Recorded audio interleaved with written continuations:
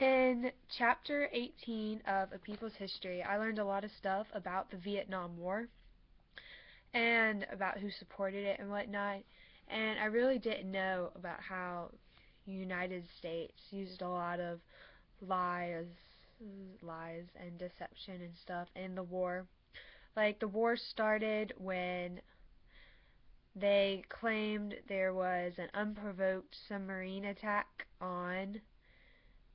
US on a US submarine, and that was the lie told by the US officials because there really wasn't. It wasn't unprovoked. There wasn't a big submarine attack. They just kind of said it. They just said that. And then what was really surprising was how intensely the US fought Vietnam and how mean they were, I guess. And there were free fire zones where everyone was the enemy if you were in that area. Women, children, everybody. And then the prisoner of war's camps, the prisoners were treated brutally and harshly, and they weren't treated right. And then American advisors over the war camps didn't do anything about it. They were still mean.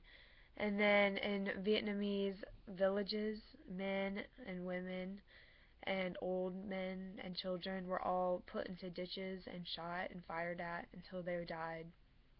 And then American soldiers would burn down Vietnamese villages with all the people in there, or they would burn down all the food and kill all the livestock so they wouldn't have anything to eat, so they would all slowly die.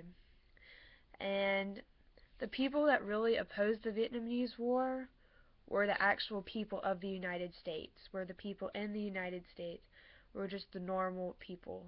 Like, people would go, such as Callie Hertz and Norman Morris, would light themselves on fire and die to show protest to this war. And 20,000 people in Washington, D.C. would come and protest against the killing in Vietnam.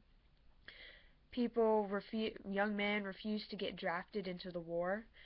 So all of the regular people in the United States were really opposing this war. The young men weren't being drafted. The Peace Corps, of course, didn't like the war.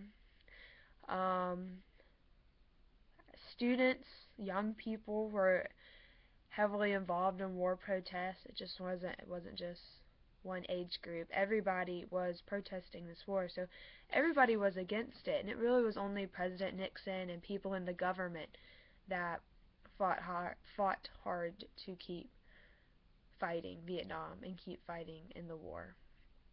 Um, so that's about it on Vietnam.